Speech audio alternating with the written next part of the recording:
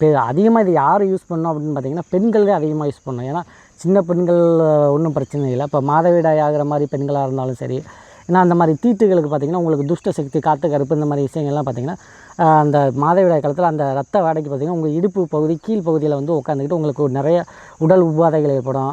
இப்போ ஒரு சில பேர்த்துக்கு இப்போ மாதத்துக்கு ஒரு தடவை தான் மாதவிடாய் ஏற்படும். அது பார்த்திங்கன்னா மாதத்துக்கு 2-3 தடவை மாதவிடாய் ஏற்படுறது, இல்லை மாதவிடாயே வராமல் ரொம்ப தள்ளி போகிறது, இந்த மாதிரி விஷயங்கள்லாம் பார்த்திங்கன்னா துஷ்ட சக்தியினுடைய பாதிப்பினால் உங்களுக்கு நடக்கும்.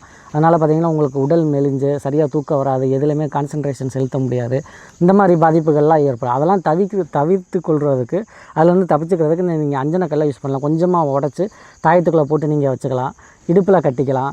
இந்த மாதிரி இப்போ உங்கள் கூடவே இந்த அஞ்சனக்கல் இருக்கிறதுனால உங்களுக்கு எந்த தீட்டும் ஏற்படாத, எந்த துஷ்ட சக்திகளுடைய பாதிப்பும் உங்களுக்கு ஏற்படாது.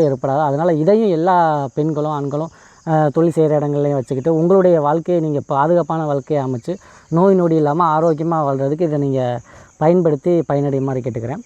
நன்றி, வணக்கம்.